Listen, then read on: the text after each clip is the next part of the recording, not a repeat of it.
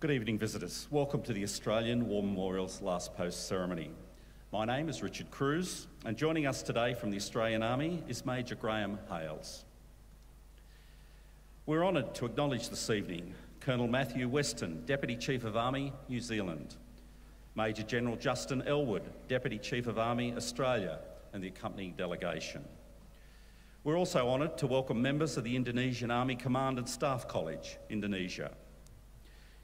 As always, we welcome the veterans who have served, those that are still serving, and the families that love and support them. We acknowledge the members of RSL and Services Clubs Association, RSL Victoria and RSL Queensland, who are watching the broadcast of this ceremony across Australia. During this evening's ceremony, wreaths will be laid at the base of the Pool of Reflection by visitors and students on behalf of the following schools. From New South Wales, Tea Gardens Public School. From Queensland, Calvary Christian College, Carbrook. And from Western Australia, Serpentine Jarradale Grammar School, Munjajong. Could I ask you to please stand and join in singing the National Anthem.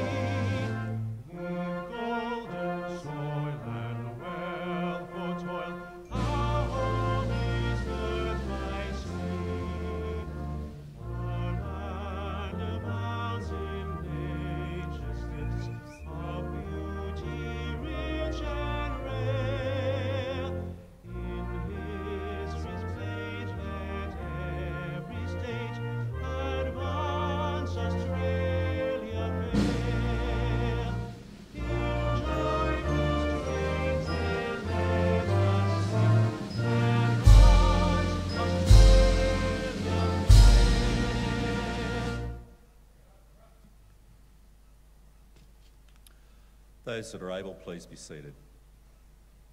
I now invite the Director of the Australian War Memorial, Dr. Brendan Nelson, to the lectern.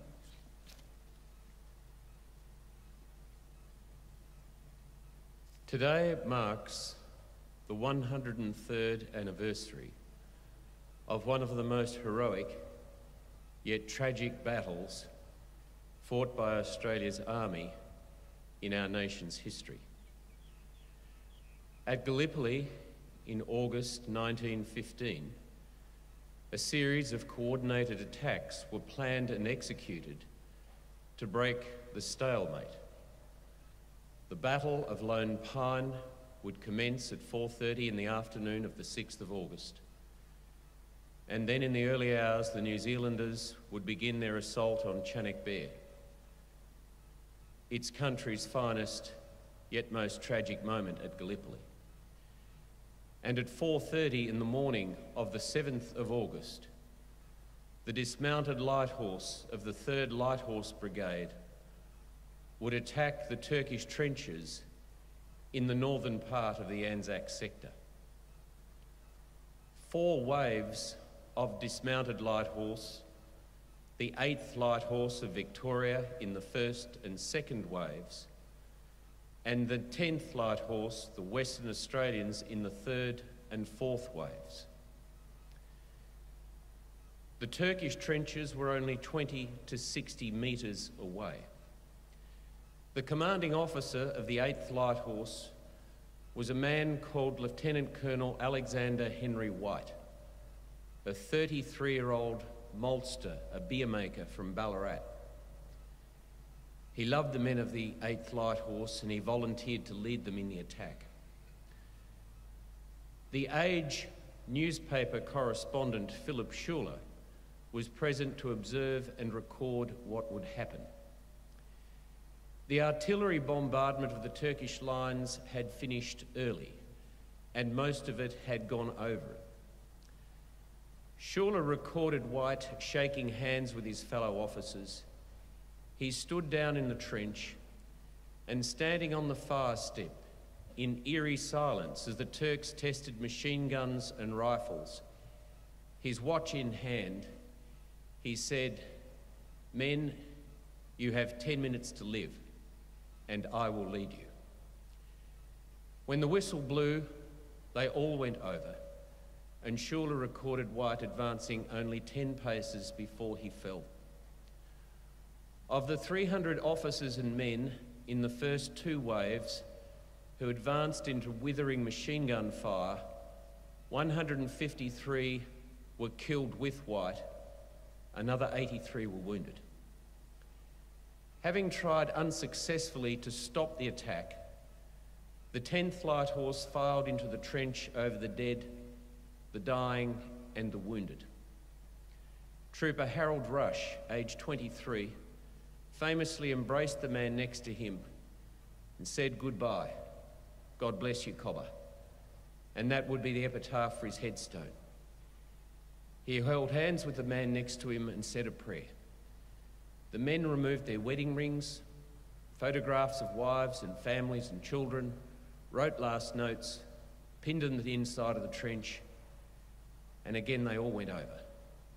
And as was depicted in Peter Weir's 1981 Gallipoli film, Gresley and Wilfred Harper from Western Australia ran like schoolboys in a foot race toward their death. Of the 600 Australians who went over in the attack at the Neck, 372 casualties. And Sergeant Clifson Pinnock, who miraculously survived the first wave, 5 days later wrote to his mother and said, "Roll call was the saddest. 47 of 550 answered the call. I cried like a baby." Early in 1919, when Charles Bean, the founder of this place, went back to Gallipoli, he described this area of the Neck as resembling scattered thin white snow. So thickly clustered, he said, were the bones, it wasn't possible to pass without treading upon them. Alexander Henry White had 2 things of immense importance to him around his skeletal remains. One was a gold locket on a chain within which was a photograph of his wife, Myrtle, and his infant son, whom he called Young Bill, who would be cared for later by legacy and train as a doctor and serve in the Second World War. The other was a Bible, and within the Bible was a newspaper cutting, and it was a poem. "Let me be a little braver when temptation bids me waver. Let me be a little meeker with the brother that is weaker. Let me think more of my neighbour and a little less of me." And therein is the lesson for us 103 years later.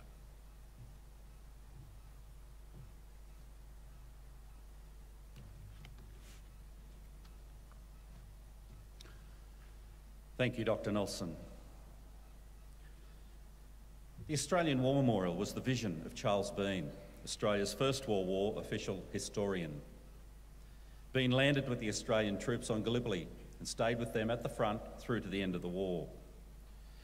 The idea of this national memorial and museum came to him at Pozières, France, in the depths of the bloody fighting of 1916.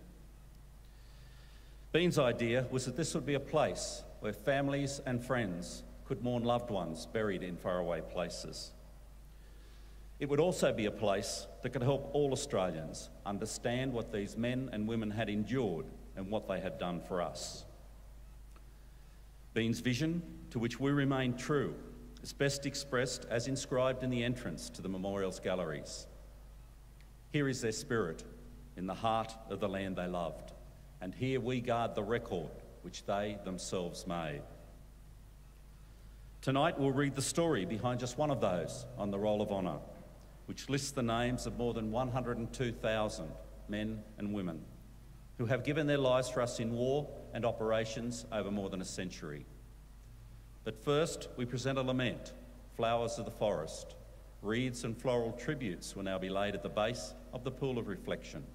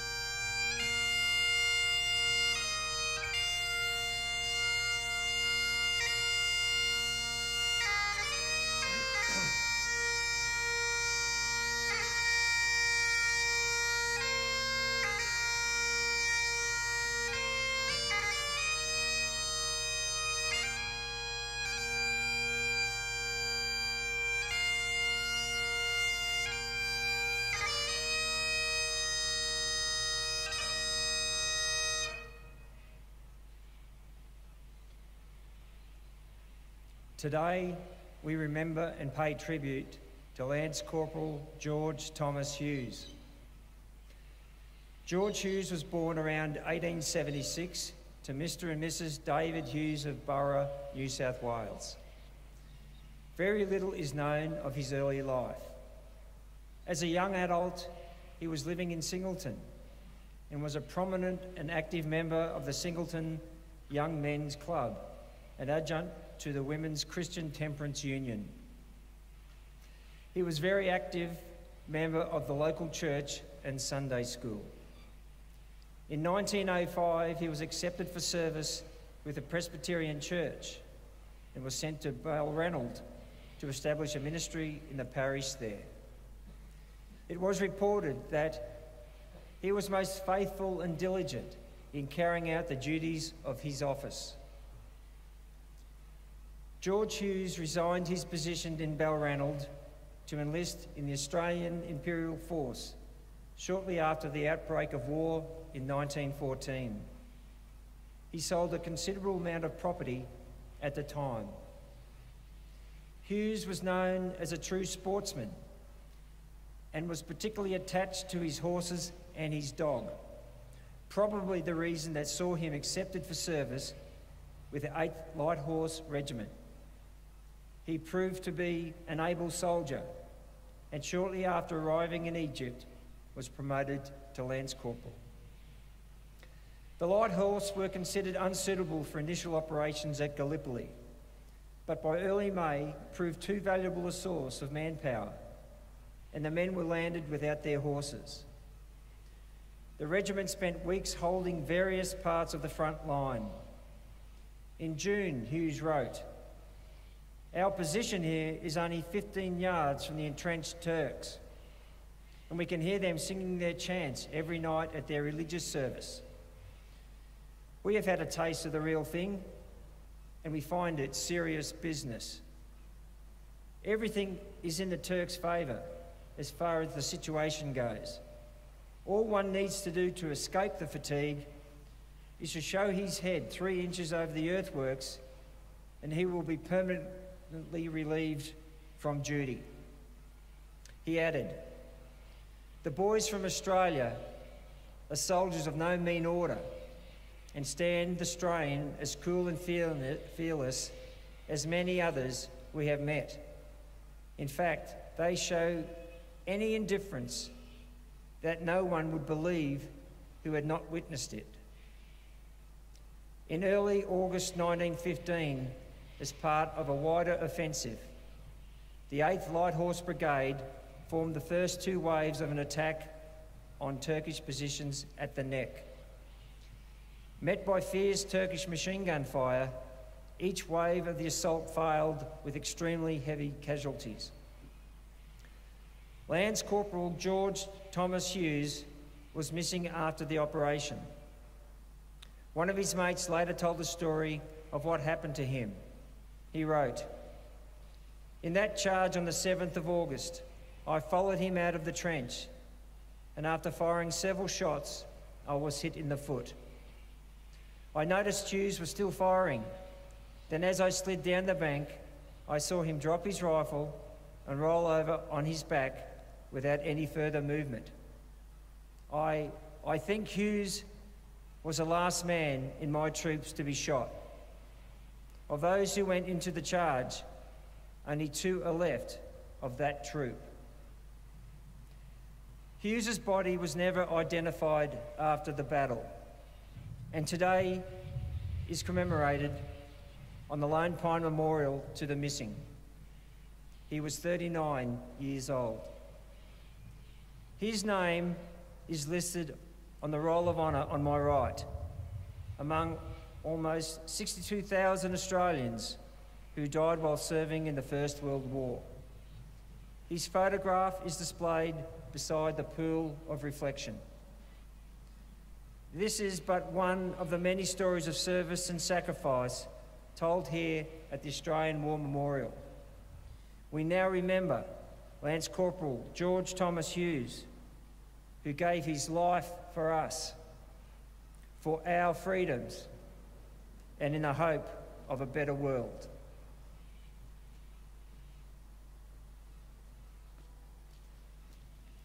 Please stand for the reading of the ode and the sounding of the last post.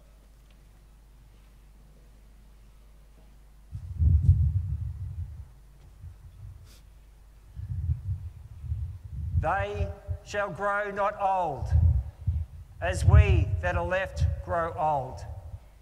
Age shall not weary them, nor the years condemn.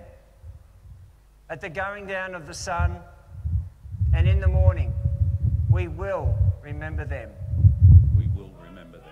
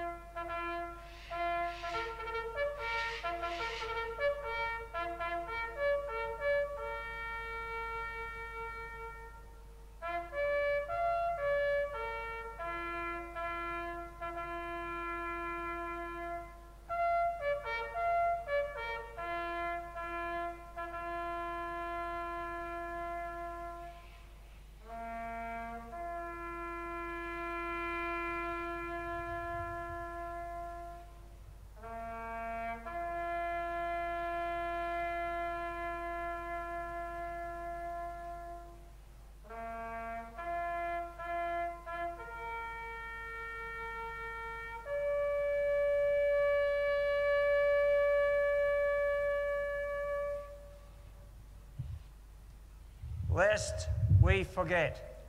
Lest we forget.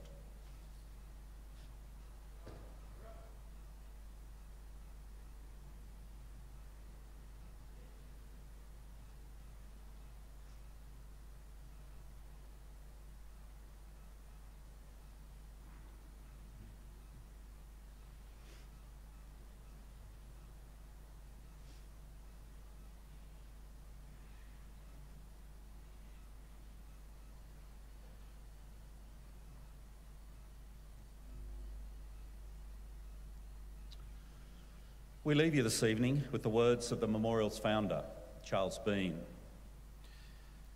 Many a man lying out there at Pozières or in the low scrub at Gallipoli, with his poor, tired senses barely working through the fever of his brain, has thought in his last moments, well, it's over.